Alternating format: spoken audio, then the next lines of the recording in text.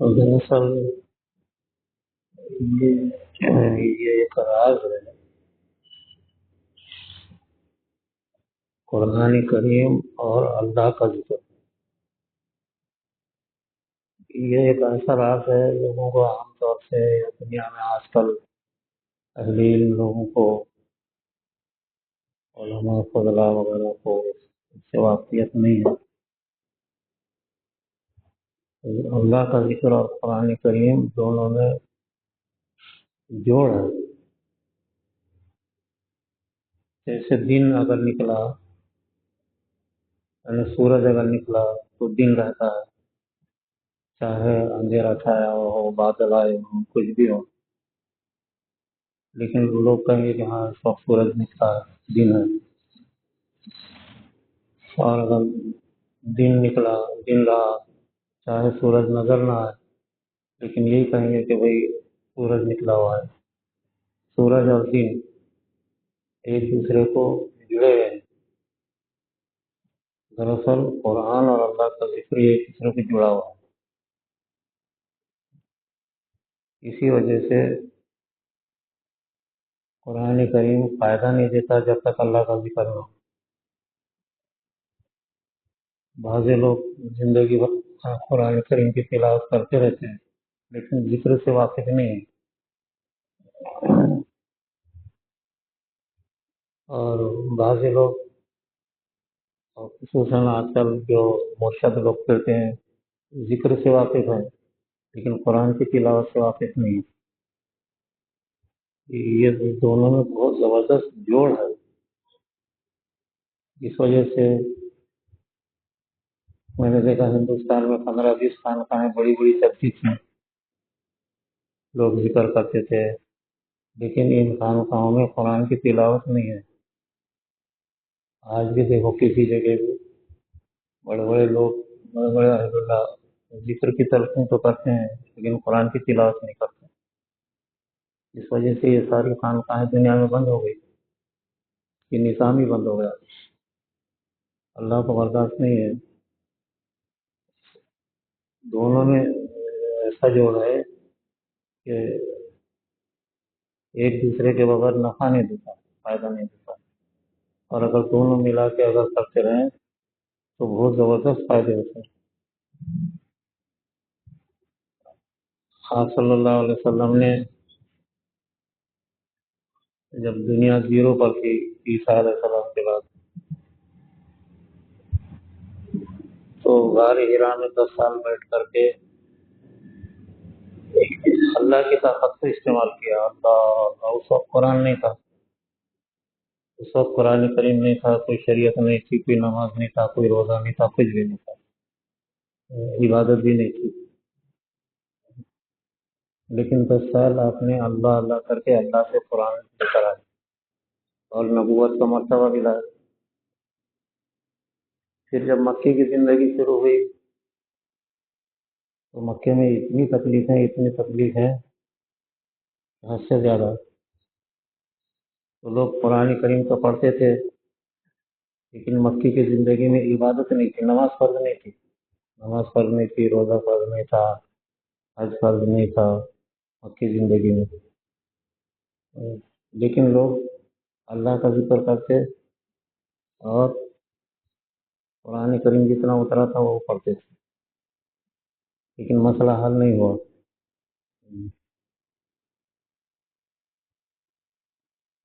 پھر جب مدنی زندگی شروع ہو گئی تو تینوں چیزیں شروع ہو گئی، اللہ کا ذکر بھی اور قرآن کی تلاوت بھی اور عبادت بھی. یہ 3 چیزیں ہیں. تو اس میں قرآن اور اللہ کا ذکر یہ دونوں ملے ہوئے ہیں، اس سے ساری عبادت پیدا ہو.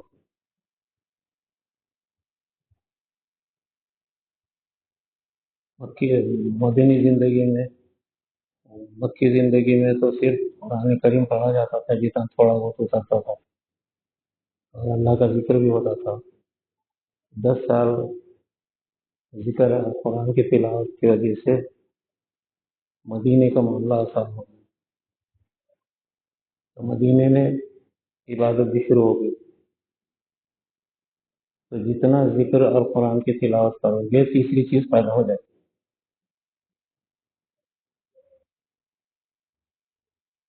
جتنا بھی قرآن اور اللہ کا ذکر کرو گے تیسری چیز خود بخود پیدا ہو جائے. خود بخود صحابہ میں کمالات پیدا ہو گئے. جو گھر سے باہر نکلنا نہیں جانتے تھے، مدینے کے اندر 10 سال جب قرآن کریم اور اللہ کا ذکر کثرت سے ہوا تو معمولی لوگوں میں ایسے کمالات پیدا ہوئے. آج دنیا حیرت میں ہے.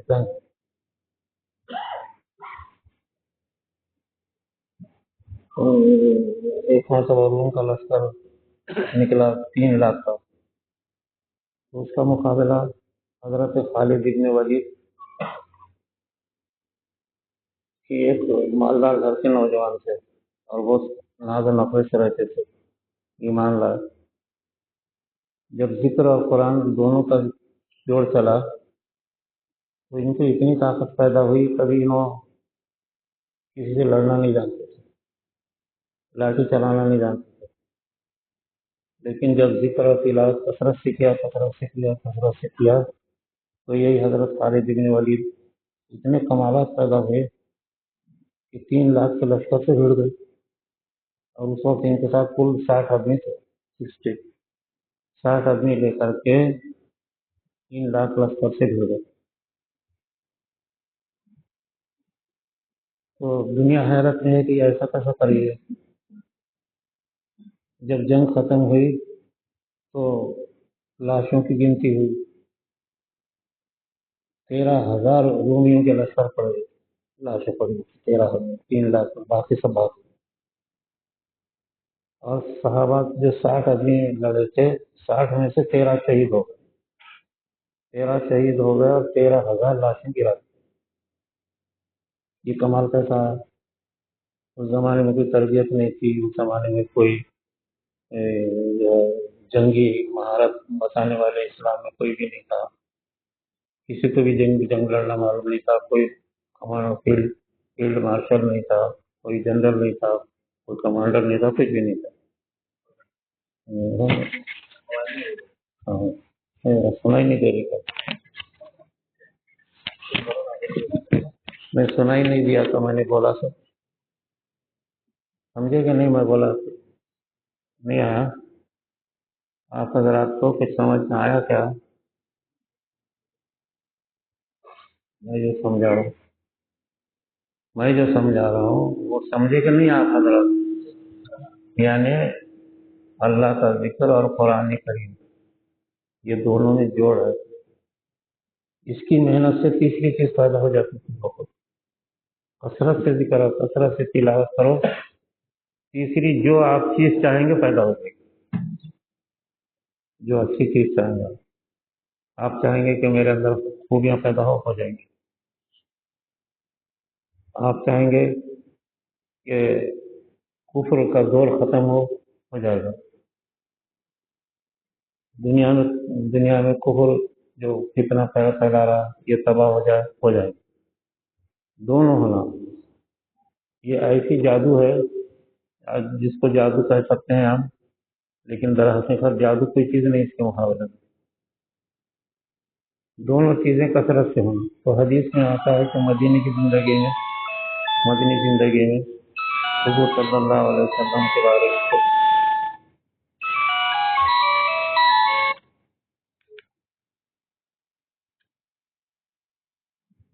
آپ صلی اللہ علیہ وسلم خود مدنی 10 سالہ زندگی میں دل سے 24 گھنٹے اللہ کا ذکر کرتے تھے اور زبان سے 24 گھنٹے قرآن پڑھتے تھے آپ صلی اللہ علیہ وسلم.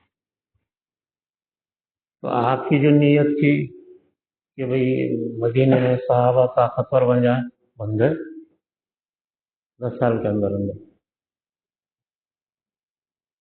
پھر یا آپ کی جو محنت آپ کی جو نیت تھی دنیا میں ایمان اسلام پھیل جائے، تو 10 سال یہ عمل کرنے کی وجہ سے پوری دنیا کے قوموں میں ایمان آ گیا.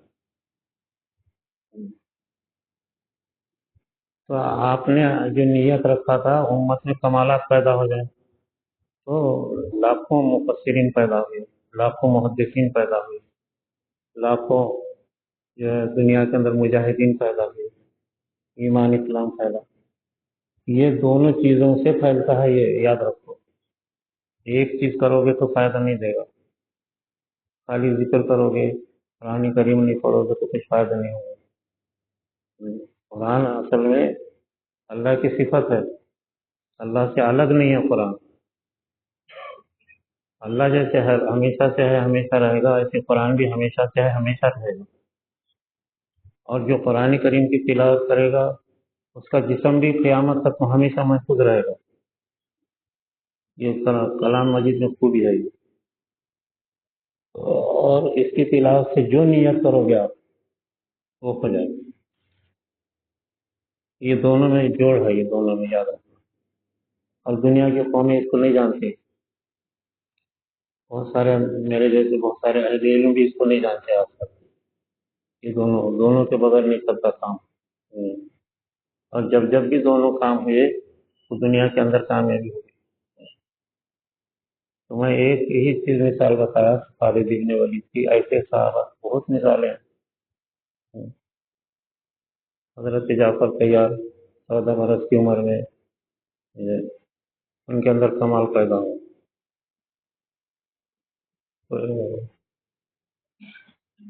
تو شہنشاہ حبش کے دربار میں ایسی زبردست تقریر کی اور ایسا قرآن سنایا کہ شہنشاہ حبش اپنی قوم کے ساتھ ایمان لا۔ یہ صرف جعفر تیار کا کارنامہ، 14 برس کے تھے یہ کیسا، حالانکہ وہ کوئی پڑھے لکھے نہیں تھے، وہ انہوں نے کوئی جنگ نہیں سیکھی تھی، 14 برس میں کیا سیکھتا، لیکن مدینے کی جو تربیت تھی وہ اس میں تھے، وہ مدینے کی تربیت میں، مدینے کی تربیت میں قرآن اور اللہ کا ذکر روزانہ ہر شخص، ہر مرد، ہر عورت، ہر بچہ کرتا لازمی تھا، اس کے سوا کوئی عمل ہی نہیں تھا۔ یہ ان کے اندر یہ خوبی پیدا ہوئی۔ ایسے کئی بچے، چھوٹے چھوٹے بچوں میں کمالات پیدا ہوئی۔ یہ دونوں چیزوں کی برکت تھی۔ تو امت میں یہ بات بہت چلی، جب تک کہ قرآن اور ذکر چلتا تھا امت مسلمہ میں معمولی لوگوں نے دنیا فتح کی، ملکوں کو فتح کیا، ایران کو فتح کیا، افغانستان کو فتح کیا، اسی طریقے سے دنیا کی کئی قومیں ایمان لائے۔ یہ صرف دونوں کی کثرت ہے۔ یہ ایک ایسا دنیا میں عمل ہے، عبادتیں، اس سے عبادتیں بھی پیدا ہوتی ہیں۔ یہ دونوں اگر کرتے رہیں گے اور آپ دل میں خیال کریں گے کہ اللہ میرے عبادت پیدا فرما، تو عبادتیں کرنا آ جائے گا، خوبیاں آ جائے گی۔ جو نیت کر کے دونوں پہ عمل کرو گے وہ ہو جائے گا دنیا میں، بہت اثر ہوتا ہے۔ ابھی ہمارے پاس ناندیڑ میں ایک ان پڑھ آدمی ہے، گتے داری کا تھا، نوجوان ہے، زیادہ زیادہ اس کی 25 سال کی عمر ہے۔ وہ شریف ابھی کام میں لگ گیا، اپنے ہمارے کام میں لگ گیا ابھی نیا نیا۔ تو وہ ذکر تو میں شریک تو ہو ہی گیا، اب قرآن کریم پڑھنا نہیں آتا، الف بھی نہیں آتی، کچھ بھی نہیں آتا، قرآن پڑھنا شروع کر دیا اس کے ہاتھ صاحب کے پاس بیٹھ کر کے۔ تو اتنا لگ گیا جتنا اس کے دل کا تھا، بہت بڑا گروپ ہے اس کا، بالکل ان پڑھ۔ تو اس نے سوچا کہ جب اس سے اللہ کے ذکر سے اور قرآن سے اتنا فائدہ ہوتا ہے تو اس کو آگے بڑھانے کے لیے کیا کرنا۔ تو اس کے دل میں بات آئی، اس نے میرے سے ذکر کیا کہ میں ایک حال بنا دیتا ہوں۔ تو 2 مہینے کے اندر 20 لاکھ روپے خرچ کر کے 20 بائی 30 کا حال بنا دیا، 20 بائی 30 کا RCC حال بڑا۔ बना दिया। अब मैं देखा तब काम शुरू हुआ, होते होते छत भी डाल दिया, बुत्तेदार सही हो। हालांकि मामूली काम हमारा, गरीब है बिल्कुल, अनपढ़ लोग को, गरीब खानदान पड़े है, हाल बना दिया। और ये इतना पैसा खर्च करके उसने बोल दिया कि ये हाल खानका के कामों के लिए रहेगा। मैं समझता हूँ उसका नांदेड़ में पहली मरतबा किसी ने इतनी बड़ी हिम्मत करके हाल बना करके 20 लाख का हमारे खानका के हवाले कर दिया हो, कि यहाँ जिक्र भी होगा, कुरान की तालीम भी होगी। तो इतनी बड़ी हिम्मत तो आज मैं समझता हूँ नांदेड़ में पहली मरतबा, हालांकि बहुत बड़े बड़े लोग अमीर गरीब सब लगे हुए हैं, उसने हिम्मत करके हाल तामीर किया। अब वहाँ पे एक दिन इफ्तिताह हुआ उसका, तो इफ्तिताह में हमारे सारे लोग जाकिरीन जमा हुए, इफ्तिताह में बयान हुआ, फिर उसके बाद जिक्र हुआ। अब ये तय हुआ कि वहाँ पे जो है जिक्र और कुरान दोनों चलाया जाए। अब होते होते अब रमजान शुरू हो गया एकदम, रमजान से 10-15 दिन पहले इफ्तिताह हुआ उसका, रमजान शुरू हो गया। अब ये तय हुआ कि हाल के अंदर रोजाना जिक्र भी होगा और कुरान की तालीम भी होगी और वक्त ज़रूरत नमाज भी होगी। और ये जैसा खानका की तरफ से आप जैसा बोलेंगे वैसा इसका इस्तेमाल रहेगा। या हमारे जो मेहमान आते हैं रात में ठहरने के लिए, हमारे पास तकलीफ थी, वो इधर उधर ठहराते थे। अब उसमें उन्होंने उसमें एक रूम भी बना दिया, बाकायदा बड़ा। वो रूम में संडास बाथरूम, वजू वजू खाने, तहारत खाना, और एसी भी लगा दिया। अब मेहमान जो हमारे अब आएंगे उनके ठहरने का भी इंतजाम।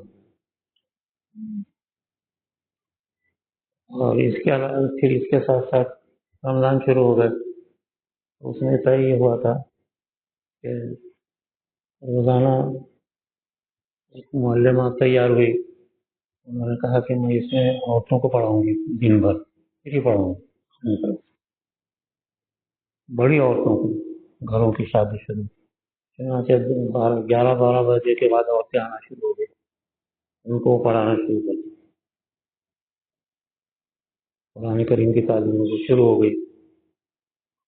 अच्छा, फिर उसके बाद फिर ये हुआ कि अब रमजान शुरू हो गए थे, औरतों को कभी तरावी मालूम नहीं, तरावी किसको बोलते हैं। हमने कहा भाई यहाँ तुम औरतों को तरावी पढ़ा दो, हाल है उसका ऊपर वो मकान तामीर कर रहा, तरावी तो अब उनको मालूम ही नहीं, किसी को भी नहीं मालूम कि भाई औरतों की तरावी नांदेड़ में कभी औरतों की तरावी नहीं हुई। हैदराबाद के इलाके में अलबत्ता बहुत सारी जगहों में बड़े बड़े घरों में औरतों की तरावी होती है और एक हाफिज को बुला करके कुरान सुनते हैं। बल्कि बहुत सारे उस इलाकों में मैंने देखा लड़कियां हाफिज हैं, लड़कियां कुरान करीम की तिलावत सुना करके तरावी पढ़ाती हैं, ऐसा बहुत सारी जगह चलता। लेकिन अपने इलाके में नहीं था, नांदेड़ में तो बिल्कुल भी लोगों को मालूम नहीं। लोगों को चुरस छुटी कह रहे ये कैसा नया काम कर रहा है, ये कैसा नया काम कर रहा है। चुनाव से बोलते बोलते 2 दिन में रमजान आ गया। मैंने कहा कितनी शुरू करो तुम। 2 हाफिज तैयार हुए, उन्होंने कहा एक ने कहा मैं सुनाऊंगा, और एक सुनेगा, और उनके पीछे 4-5 लोगों, नौजवान बच्चों की या बच्चों की लाइन सब खड़ी होगी। आगे सुनाने वाला हाफिज, पीछे सुनने वाला हाफिज, और 10-5 बच्चों की लाइन। उसके बाद एक पर्दा डाल दिया और उसके बाद पीछे औरतों की सफ़े पर खड़ी कर दी औरतों। और वो महल्ले में बहुत गरीब मुसलमान, बिल्कुल अनपढ़ औरतें हैं, जिनको कोई नहीं जानता, कुछ ही चीज़ नहीं जानते हैं, नमाज नहीं जानते थे, वो लोग सफ़ों में खड़ी हो गई। और पहले दिन फिर मैंने जब रिपोर्ट लिया तो तरावी हो गई, बाकायदा चारों तरफ से मुकफ्फल 2 दरवाजे हैं, उसको दरवाजे बंद कर दिए, और दरवाजों के बाहर दो जो है नौजवान, जो दो ज़ईफ़ आदमी कुर्सियों पे बैठ गए। اب اندر پوری تراویح ہو گئی. اب عورتیں کہنے لگی زندگی میں ہم تراویح کیا چیز تھی آج معلوم ہوا ہم. عشاء کی نماز، اس کے بعد تراویح، اس کے بعد وتر، اس کے بعد دعا. ناندیڑ کی میں پہلی مرتبہ کو آئی. اب عورتیں اتنے خوش کہ ہم زندگی میں کبھی تراویح 2-4 رکعت پڑھ کے سو جاتے تھے. جتنے مرد آج تراویح پڑھتے ہیں گھروں میں عورتیں تراویح نہیں پڑھ رہی. حالانکہ تراویح جیسے مردوں پہ فرض ہے عورتوں پہ بھی ضروری ہے. بڑے بڑے لوگ، پڑھے لکھے لوگ، بڑے بڑے دیندار، بڑے بڑے حاجی، بڑے بڑے مولانا، ان کی عورتیں تراویح نہیں پڑھتی. اللہ نے یہ اس کے ذمن میں، اپنے خانقاہ کے ذمن میں تراویح کرا دیا. اب اس وقت تراویح ہو رہی ہے اور روزانہ یہ پڑھ لیا میں نے. اور 40-50 تقریباً عورتیں تراویح پڑھ رہی. اب اس میں روزانہ ذکر بھی ہوگا تراویح کے بعد. روزانہ تراویح کے بعد ذکر ہو کر کے نوجوان اور ضعیف لوگ قرآن کریم کی تلاوت سیکھیں گے. اس کے لیے حافظ تیار ہو گئے. اور دن میں 11 بجے سے لے کر کے مغرب تک، عصر تک، 11 سے عصر تک وہ معلمہ جو ہے وہاں پر جو قریب میں رہتی ہیں وہ بڑی بڑی عورتوں کو قرآن پڑھا رہے. اور ساری عورتیں بس پکا اتنا پورا محلہ مسلم ہے، پکا وکا کے آتے میں بڑھ جاتی حال میں اب قرآن پڑھ رہے. تو ایک ماحول بدل گیا. تو یہ اصل میں آج دنیا میں کس کو فکر ہے؟ جب تک کہ دنیا کے اندر اللہ کا ذکر اور قرآن کی تلاوت نہیں ہوں گی دنیا کے حالات نہیں بدلیں گے. یہ بات پکی ہے. اور جب بھی اس زمین پر قرآن کریم پڑھا جائے گا کثرت سے اور اللہ کا ذکر ہوگا دنیا کی حالت بدل جائے گی. انقلاب آ جائے گا. اس کے سوا کوئی انقلاب آتا ہے. اب دنیا میں کس کو فکر ہے اس کی؟ دنیا میں ساری تنظیمیں کون ہے جو اللہ کے ذکر پہ محنت کرے؟ کون ہے جو اللہ کے قرآن کریم کی تلاوت پہ محنت کرے؟ یہ بھاری کام ہے اور اس میں محنت کرنا پڑتا. اس میں کوئی اصطلاح شہرت ملتا نہیں. کوئی بھی تنظیم اس میں ہاتھ نہیں ڈالتی. تو آج اللہ کے فضل سے اپنے کام میں بڑے بڑے لوگ قرآن کریم پڑھنا شروع کیے حافظ کے پاس بیٹھ کے. ہمارے پاس ایک بہت سالمیہ صاحب بڑے آدمی، انہوں نے کہا قرآن کریم پڑھنا ایسی بات ہے تو ہم زندگی میں سیکھنا چاہیے. ہمیں بالکل سیکھنا چاہیے. اب انہوں نے ایک حافظ کو بلایا اور قرآن اس کے سامنے بیٹھ کے قرآن پڑھنا سیکھنا چاہیے تو شروع کر دی. تو اصل میں اللہ نے بہت بڑی دولت امت کو دیا ہے. اس کے بغیر امت مسلمہ کی حالت درست نہیں ہوگی جب تک کہ اللہ کے ذکر کے ساتھ قرآن کریم کی تلاوت نہ کی جائے کثرت سے. اور جس وقت یہ عمل ہوگا اگر جو ہے کچھ تعداد بھی اگر پیدا ہو گئی تو حالات بدل جائیں. اتنی طاقت ہے قرآن کی. تو اسی وجہ سے 1,24,000 نبی آج تک خبروں میں پریشان ہیں کہ ہم کو قرآن سنایا جائے. اسی وجہ سے قرآن کریم کے تلاوت کی آواز کی تلاوت اگر قبرستان میں آ جاتی ہے تو قبرستان کے سارے مردے متوجہ ہو جاتے ہیں اس کی طرف. اس سے ان کو فائدہ ہوتا. یہ ایسی طاقت اللہ نے ہم کو دیا تھا مسلمان بھول گئے اس کو. 2-3 حج کرنا بہت آسان ہے، 4-5 عمرے کرنا بہت آسان ہے، لیکن ایک پارہ قرآن کریم پڑھو بولے تو نہیں ہوتا. یہ بہت کٹھن ہے. آدمی کو بہت باہر جاتا قرآن کریم کی تلاوت کرنا. شیطان ہر کام کرنے دیتا، نماز پڑھنے دیتا، حج کرنے دیتا، حتیٰ کہ ذکر کرنا بھی آسان ہے، اللہ اللہ کرنا آسان ہے، لیکن قرآن ہاتھ میں لینا یہ کٹھن ہے.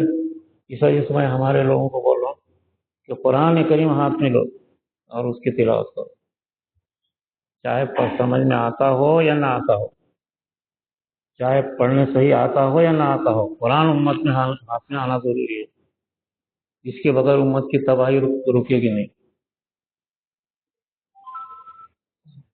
اب امت مسلمہ کا پہلا دور 1445 ہجری چل رہی نا، 1500 हिजरी तक उम्मत मुसलिमा का पहला दौर खत्म हो जाएगा। उम्मत का ये दौर 1500 साल का है, ये पहला दौर। अब 1445 हो गए। 1500 होने तक उम्मत का पहला दौर खत्म होगा, उसके बाद नया दौर शुरू होने वाला है। उसके लिए जो है बड़े बड़े अहलुल्लाह, बड़े बड़े कुतुब अब्दाल गारों में घुस करके अल्लाह के सामने रो रहे कि जो अब आने वाला दौर है वो उम्मत की कामयाबी का दौर हो, इंसानियत की कामयाबी का हो, इंसानियत दोबारा इस्लाम की तरफ आए। ऐसा ऐसा दौर शुरू होना चाहिए अब इसके बाद। ऐसी ख्वाहिश जो है आरिफीन, यानी जो अल्लाह से लौ लगाए बैठे हुए हैं, उनको ऐसी इत्तला मिल रही है कि अगर तुम इस आने वाले दौर के लिए अगर तैयारी करोगे तो ऐसा होगा, और अगर तैयारी नहीं करोगे तो फिर तबाही आ जाएगी, तबाही बर्बादी का कहीं दौर न शुरू हो जाए। इसके लिए जो है आज के ज़माने में बहुत ज़रूरी है कि अभी से कुरान करीम की तिलावत और अल्लाह का जिक्र कसरत से हो जाए दुनिया में, तो आने वाला जो दौर शुरू होगा वो दुनिया के अंदर कामयाबी का दौर शुरू होगा। ऐसा अहलुल्लाह का कहना है इस वक्त। क्योंकि मदीने मुनव्वरा में 10 साल इसी दो चीज़ों पर मेहनत हुई, बाकी कोई अमल नहीं था। बाकी सुन्नतें, इबादत करना, नमाज पढ़ना, ये तो जारी था, लेकिन कसरत से कुरान की तिलावत और जिक्र हुआ मदीने में 10 साल, तो उसके असरात 1500 साल तक चलेंगे। अब उसी के असरात अभी तक चल रहे। उसकी वजह से उम्मत मुसलमान थोड़ी जी रही है, लेकिन हमने चूंकि कुरान छोड़ दिया है 200-300 साल से, तो उम्मत तबाही के रास्ते पे फैल गई, तबाही हो गई। तो ये आज बहुत ज़रूरी है कि दुनिया में किसी जगह भी, चाहे पहाड़ों में बैठ के हो, जंगलों में बैठ करके हो, पहले हुआ करता था। पहले ज़माने में इसी वजह से आप कई आज देखो, पहाड़ों में जाके देखो, जंगलों में कहीं भी आसार नज़र आते हैं कि बुजुर्गान दीन यहाँ अल्लाह का जिक्र किए हैं और यहाँ पर कुरान करीम की तिलावत की है। तो इतनी कसरत से कुरान करीम हज़रत सैयदना शेख फरीदुद्दीन गंज शकर ने तो इसका बेड़ा उठाया था। रोजाना वो 24 घंटे जो उनके ऊपर गुजरते थे, दो हालतें थी उनके ऊपर। एक तो सारे दुनिया के आलम को देखते थे वो, हर सैयारे में कितनी बड़ी दुनिया है, लाखों सैयारों में हर सैयारे में एक दुनिया है, तो सारी दुनिया को देखते थे वो। और दूसरा, उनकी जुबान से कुरान करीम जारी था। 20 साल जंगल में खड़े रहे, 20 साल, मामूली बात है, ताकि दुनिया के हालात को बदल दे। उनकी मेहनत की वजह से दुनिया के ऐसे हालात चेंज हुए, रोजाना 10 कुरान करीम खत्म करते थे 24 घंटे में, 10 कुरान करीम। अल्लाह ने उनके लिए बरकत दिया था। रोजाना मस्जिद अक्सा में जाकर के झाड़ू देते थे, रहते थे पंजाब में। ये ताकत उनके अंदर आ गई थी। तो उनकी मेहनत की वजह से जमाना ऐसा पलटी खाया कि दुनिया के अंदर हजारों औलिया अल्लाह, उनके खलीफा हजरत निजामुद्दीन के जरिए से पूरी दुनिया में फैले और दुनिया का निज़ाम बदल गया, जो आज तक चल रहा। इसी वजह से हमारे अकाबिर रात दिन कुरान करीम की तिलावत करते थे। हजरत शेख ज़करिया रोज़ाना एक कुरान करीम ख़त्म करते थे सुबह से शाम तक। मौलाना इलियास साहब रहमतुल्लाह अलैह रात में 2 कुरान करीम ख़त्म करते थे रात भर में। इसी तरह ये मेहनतों की वजह से जो दुनिया के अंदर दीन का काम चला। मौलाना कासिम साहब नानूती रात भर अल्लाह का जिक्र इतना करते थे कि पूरा जिस्म पसीने से तर हो जाता। मौलाना हुसैन अहमद मदनी रात भर जिक्र आर्रा करते थे। जिक्र आर्रा यानी उनके जिस्म के टुकड़े टुकड़े, पहले जिक्र शुरू होता था, उसके बाद जिस्म के टुकड़े टुकड़े होते थे, फिर जिस्म का हर हिस्सा इल्लल्लाह इल्लल्लाह करते करते पूरा जिस्म का एक एक आज़ अलग अलग होकर के अल्लाह अल्लाह की आवाज़ लगाता था। उसको जिक्र आर्रा कहते हैं। फिर जब खत्म होता था जिक्र, तो सारे आज़ा मिल करके जैसे जहाँ बैठे हुए हैं वहाँ बैठे नजर आते। मौलाना हुसैन अहमद मदनी जिक्र आर्रा बोलते काटने। تو ایسے خصوصاً اس کا مرکز جو ہے آپ کا شہر اورنگ آباد خلد آباد ہے. اس چپے چپے میں جو ہے ایسا ذکر ہوا ہے کہ یہ میں سمجھتا ہوں ہندوستان کے کسی خطے میں ایسا ذکر نہیں ہوا جیسے خلد آباد میں ہوا. دنیا کے ہندوستان کے کسی خطے میں بھی اتنے نشانیاں نہیں ہیں جتنے خلد آباد کے ایریے کے اندر ہے. آج بھی اگر کھودو گے تو وہاں اثرات نکل جائیں. غازی آباد کے قلعے کے اطراف میں بڑے بڑے محلات، بڑی بڑی خانقاہیں، بڑے بڑے مدرسے اور بڑے بڑے غار ہیں نیچے جس میں اللہ کا ذکر ہوا کرتا تھا. آج ایک میدان سپاٹ نظر آتا ہے. یہاں تک کہ باولیوں میں ذکر ہوا کرتا تھا. تو اس کی وجہ سے دنیا سنبھلتی ہے. اللہ تعالیٰ نے یہ کام ہم کو سمجھایا ہے کہ اس کو بڑھایا جائے کثرت سے. اللہ کا ذکر اور قرآن کی تلاوت، یہ دونوں میں جوڑ ہے. یہ دونوں کی کثرت کر کے آپ جو چاہے اللہ سے مانگ مل جائے. نجی کام، آپ کے نجی کام میں پریشانی اگر ہے، یہ دونوں کام کثرت سے کرو اور یہ کوئی ہمارا کام پھنسا ہوا ہے اس کو اللہ حل کر دے، حل ہو جائے. یہ ایسی چیز ہے، عجیب و غریب چیز ہے، لوگوں کو معلوم نہیں ہے. بلا وجہ ادھر ادھر پریشان کرنے سے کچھ حاصل نہیں. اور بزرگان دن یہی دو چیز کر کے توجہ کرتے ہیں، اور توجہ کر کے لوگوں جو ہے دنیا کے کام ہو جاتے ہیں تو امت مسلمہ کے حالات سدھر جاتے ہیں. اب زمانہ ایسے موڑ پہ کھڑا ہوا ہے کہ ایک دور ختم ہو کے دوسرا دور شروع ہونے والا ہے 50 سال کے اندر اندر. تو آئندہ دور ایسا شروع ہو جو مدینے کے بعد شروع ہوا. مدینے کے بعد کیا دور شروع ہوا؟ مدینے کی 10 سالہ زندگی کے بعد اذا جاء نصر اللہ والفتح ورأیت الناس یدخلون فی دین اللہ افواجا. فوج در فوج قومیں ایمان میں داخل ہوئی حالانکہ آپ مدینے میں ہی تھے، باہر نہیں گئے تھے آپ سوائے جہاد. قومیں در قومیں، کئی یہ جتنی قومیں ہیں نا، یہ ترک قومیں، عرب قومیں، ایشیائی قومیں، یہ اسی زمانے میں ایمان لائی اور اپنے اپنے مقامات سے چلے گئے. اسی زمانے میں مدینے کی 10 سالہ زندگی میں جو قرآن پڑھا گیا اور جو اللہ کا ذکر ہوا، اس کی وجہ سے یہ انقلاب آیا جو آج تک اثر کر رہا. اب ایک زمانہ ایسے مقام پہ کھڑا ہوا ہے کہ دوسرا دور شروع ہونے والا ہے. ایسے موقع پر ایسے افراد پیدا ہوں جو ان دو چیزوں پہ محنت کرے، قرآن کی تلاوت اور اللہ کا ذکر. چنانچہ جتنے محدثین مفسرین پیدا ہوئے اسی سے پیدا ہوئے، وہ جتنے اولیاء اللہ پیدا ہوئے اسی سے پیدا ہوئے دنیا کے اندر. اب چونکہ 200 سال سے ہم قرآن پڑھنا ہی چھوڑ دیے مسلمانوں نے، تو کہاں کیا اولیاء اللہ پیدا ہو؟ شیاطین نسل پیدا ہو گئی ہمارے اندر. قرآن چھوڑنے کا نتیجہ یہ ہوا. قرآن کریم کے ذریعے سے نسلیں بالکل ایسی پیدا ہوتی تھی، نسل در نسل. آپ نے جو فرمایا خیر القرون قرنی ثم الذین یلونہم ثم الذین یلونہم، 3 دور کو پیارے نے کہا کہ یہ بہترین دور ہے دنیا کے. ایک جس میں آپ تھے، دوسرا دور جو جس میں تابعین تھا، اس کے بعد تیسرا تبع تابعین.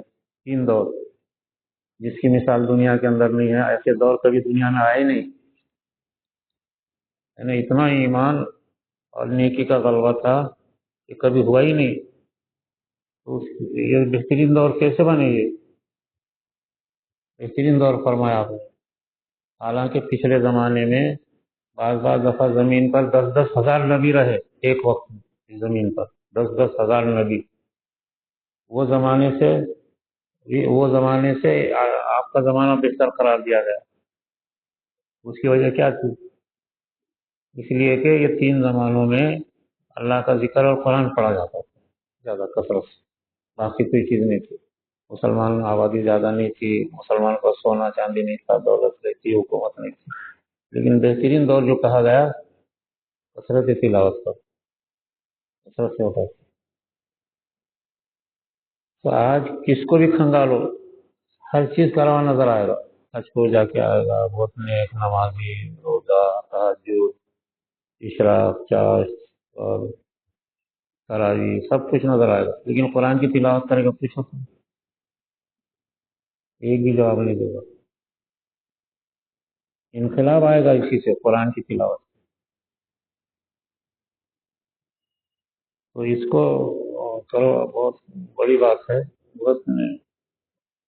اب اللہ کا فضل ہے، قرآن کریم کی تلاوت تو ہو رہی ہے، اب روزانہ 3 پارے سنے جا رہے ہیں،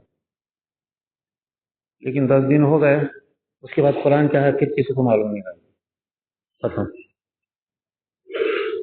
اچھا قرآن کی تلاوت کیے، کوئی اللہ کا ذکر کچھ بھی نہیں، اللہ اللہ اللہ، یہ ذکر نہیں، خالی 3 پارے قرآن کریم کی تلاوت کیے جا رہے ہیں، ٹھیک ہے ثواب ملے گا، لیکن اثرات پیدا نہیں ہوں گے زیادہ۔ اثرات تو جب ہوں گے جب اس کے ساتھ ذکر ہوں گا۔ 2 گھنٹے اگر 3 پارے سنے ہیں تو 2 گھنٹے اللہ کا ذکر کرنا، تو اثرات پیدا ہوگی، ایسے زبردست اثرات پیدا ہوں گے کہ دنیا میں انقلاب آئے گا۔ ٹھیک ہے امت مسلمہ، آپ قرآن کی تلاوت کے تو آگے کم سے کم 1 مہینہ کیوں نہ ہو، مہینے میں بھی 10 دن، باقی 20 دن قرآن بھی یاد نہیں رہتا، کچھ بھی پڑھنا بھی یاد نہیں، سب بھول جاتے لوگ۔ شیطان دنیا کے اندر صرف ایک ہی کام پہ لگا ہے، امت کو قرآن سے ہٹا دو، اور اس میں کامیاب ہو گیا، وہ تباہ ہو گئی امت دنیا کا، کروڑوں مسلمان دنیا سے مارے گئے، تباہ ہوئے، برباد ہو گئے، امت کی آج مسلمانوں کی عزت نہیں رہی دنیا کے اندر۔ کیا ہو گیا یہ وجہ، کس کی وجہ سے ہوا ہے؟ قرآن کی تلاوت چلی گئی مسلمان۔ اب اسی ملک میں ہندوستان میں ہم اقلیت میں تھے، اکثریت یہی قوم تھی، لیکن 1000 برس حکومت کی مسلمانوں نے، کس کی طاقت؟ قرآن کی طاقت سے، قرآن پڑھتے تھے۔ سلطان شمس الدین التمش، ایسے کئی بادشاہ گزرے، سلطان شمس الدین التمش کے جیسے،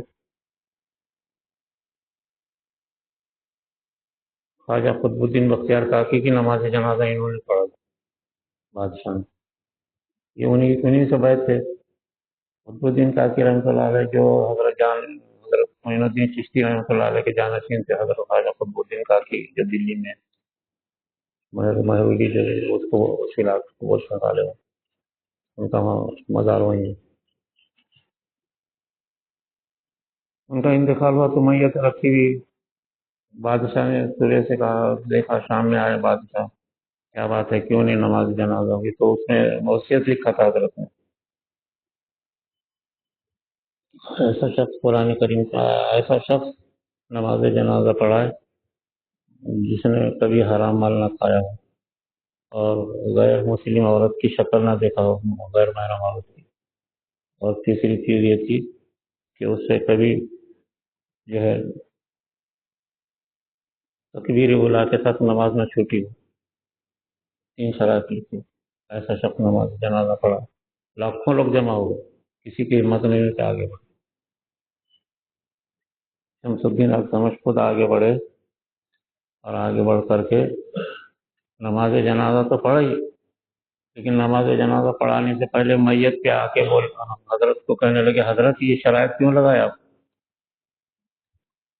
میں نے تو نیکی اس وجہ سے کیا تھا کہ کسی کو معلوم نہ ہو، آپ نے شرائط ایسی لگائی کہ اب میری نیکی ظاہر ہوگی دنیا میں، کہ میری نماز بغیر تکبیر اولیٰ کی نہیں ہوئی، یہ دنیا کو آج معلوم ہو گیا۔ شمس الدین التمش رات میں روزانہ رسی بانٹتے تھے، اس دن میں بکتی تھی، اس سے پیٹ بھرتے تھے، اور ان کی حکومت بنگال تک کی، آسام تک، پنجاب سے آسام تک۔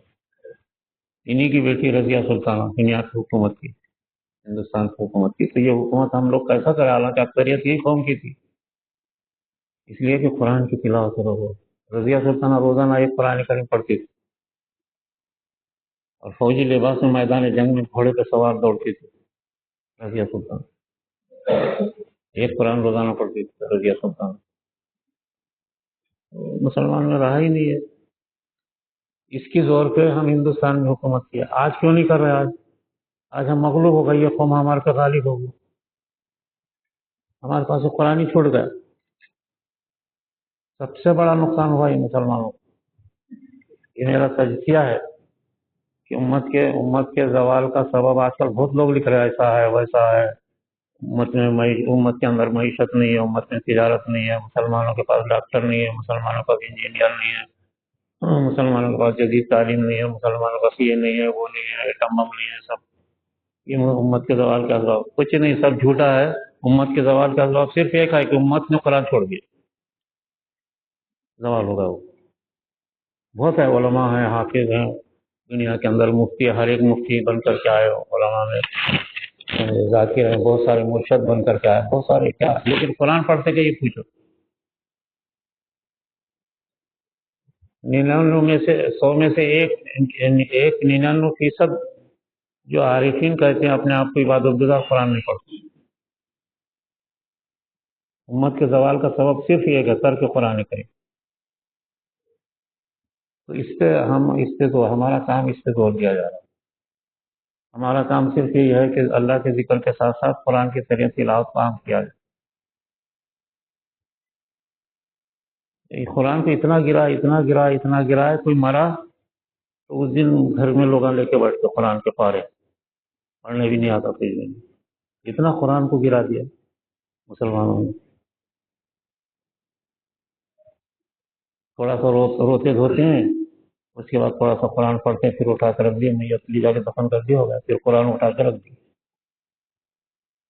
تو یاد رکھو ہمارے کام کی بنیاد ہے یہ امت کو قرآن کریم سے، ذکر کے ساتھ قرآن سے جوڑنا. بس تیسری چیزیں خود پیدا ہو جائیں گی، سرکار سامنے آئیں گے، اور آ رہے. ہمارے پاس جتنے ذاکرین محنت کر رہے، حضور صلی اللہ علیہ وسلم سامنے آ کے ملاقات کر رہے. کئیوں فون آتے، میرے کو یاد نہیں رہتا، میرے کو کئیوں کے نوجوانوں کے فون آتے ہیں کہ سرکار خواب میں آئے تھے، ایسا بولے ویسا بولے. اس لیے کہ حضور کے خواب میں آنے کو انکار نہیں کیا جاتا. اپنے صاف اعلان کر دیا، وَإِنَّ شیطان لائے تو مسل بھی، اگر کسی نے من رہانی فقط رہانی، جس نے مجھے دیکھا خواب میں وہ میں ہی ہوں گا. وَإِنَّ شیطان لائے تو مسل بھی، شیطان میری شکل میں نہیں آ سکتا. تو ہمارے ذاکرین میں کئیوں ایسے فون آ رہے ہیں.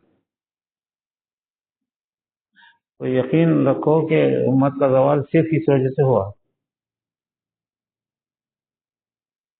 تو اس کو دوبارہ، ہمارا کام کا مقصد یہ ہے دنیا میں قرآن کی تلاوت، اللہ کا ذکر ہو جائے، اور تو سرکار کے درود شریف خود ہو جائے گا. سرکار کے خود بخود سرکار سامنے آئیں گے، سرکار کی سنتوں سے، نمازوں سے محبت ہوگی.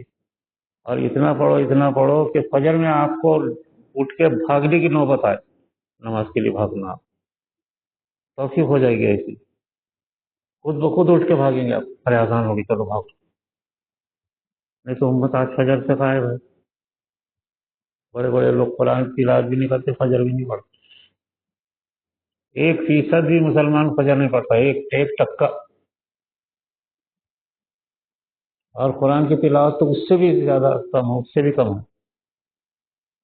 تو کیسا اللہ ہماری مدد کرے گا؟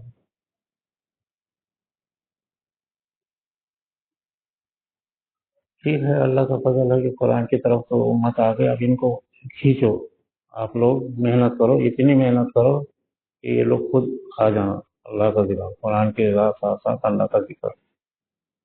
ہم نے قرآن کو، اللہ بہت ناراض ہے اس میں. قرآن سرکار کو کیا تکلیف ہوتی ہوگی 10 سال قرآن کے لانے میں، اور 23 سال قرآن کو دینے میں.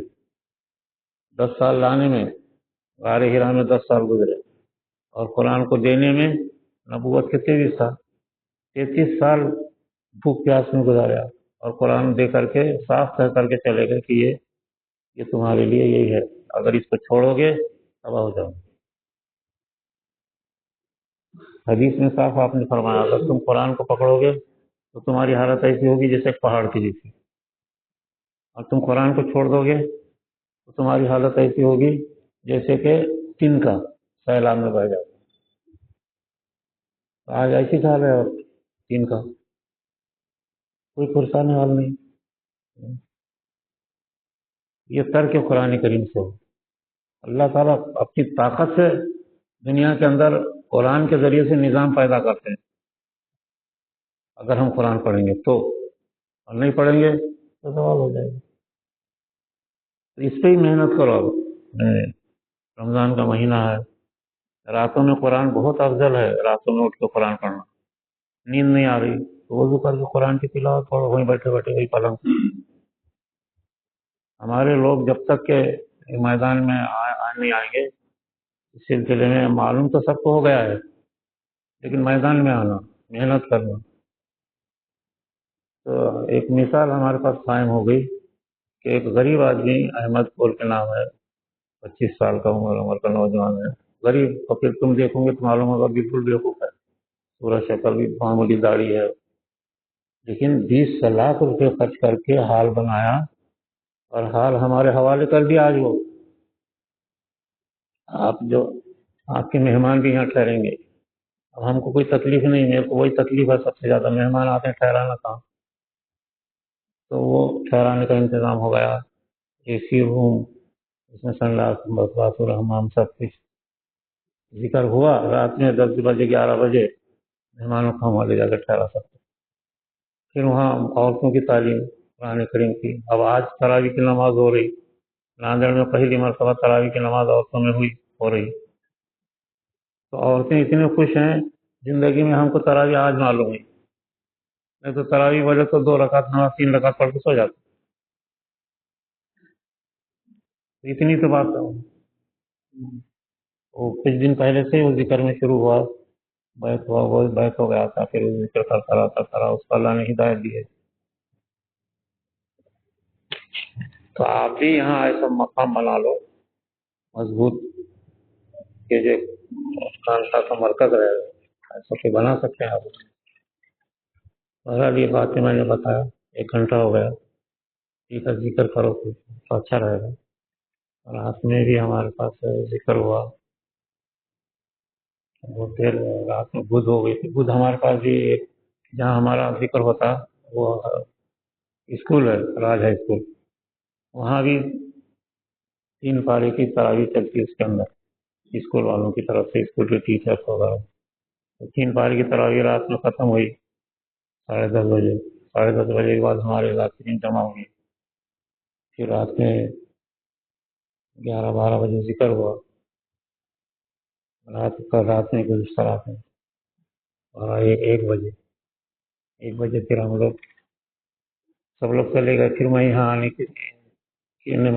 کی اسکیم بنایا کہ بھائی ادھر آنا، کیونکہ کام ہے بہت سارا مدرسے کا کام ہوتا ہے ذرا ہمارا رمضان میں. اور پھر یہ حلقے دیکھنا ہے، ابھی پونا کا حلقہ دیکھنا ہے. 1 سال 6 مہینے سے تقاضا ہے، جانا ہو رہا نہیں، کیا کریں. ایک آدمی 85 سال کی عمر میں کیا کرے گا.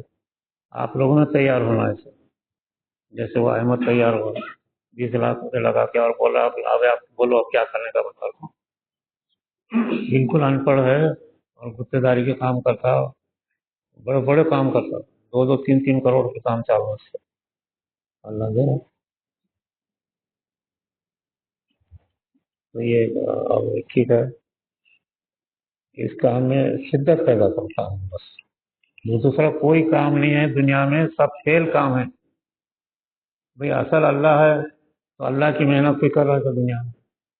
ہم بول رہے کہ بھئی آپ اللہ اللہ کرو، زندگی بھر دن بھر رات بھر کرو. قرآن کریم ہماری دوسری نعمت ہے اللہ کے بعد. بول رہا کہ دنیا کے اندر قرآن کی تلاوت کرو، ساری جھوٹی باتیں چل رہی دنیا میں. اللہ نے آپ کو توفیق دیا کہ بھئی اللہ کے ذکر کے ساتھ قرآن کی تلاوت کرو تو حالات بدلے. یہی بات ہے. اب مجھے اتنی تکلیف ہوتی ہے وہاں سے نکلنا، یہاں آنا. وہ میرے کو ہی معلوم ہے کتنی تکلیف ہوتی ہے. تو رات میں بھی 1 بج گیا تھا، ابھی بھی 1 بج رہا تھا. ایسے کئی دن گزر جاتے. لیکن آپ لوگ شدت پیدا ہوا، آپ لوگوں نے 10-20 آدمی پیدا ہونا جو ہوگا، تو رات دن اپنے اپنے علاقوں میں کام لے کر کے چلنا. البتہ پونا میں بھی جو ہے وہ میسر سوسائٹی کے اندر جو جس بنگلے میں اپنا کام چلتا ہے اس کے بازو میں ان کا ایک بنگلہ تھا، وہ خالی ہو گیا. اب اس کو انہوں نے مرکز بنا دیا. خانقاہ کا، اپنی خانقاہ کا مرکز بنا دیا انہوں نے اور پونا کے اندر۔ بہرحال دیکھو اس کام سے آپ کو خود کرو، خود فائدہ اٹھاؤ، بس کوئی اتنی طاقت پیدا ہوں گی اس سے کہ دنیا کی کسی چیز سے کوئی اتنی طاقت پیدا نہیں ہوتی آدمی جتنی اس سے پیدا ہوں۔ اسی سے ہر چیز پیدا ہو جائے گی جو چاہو گے دنیا میں۔ نہیں، اتنی محنت کرو تو کریں گے سب لوگ انشاءاللہ۔ ٹھیک ہے، ذکر کرو، ذکر کراؤ انشاءاللہ کرتے ہیں۔ کتنا کا ذکر کراتے کہاں ہے؟ کتنا کراتے کراؤ، چلو کتنا کراتے کراؤ۔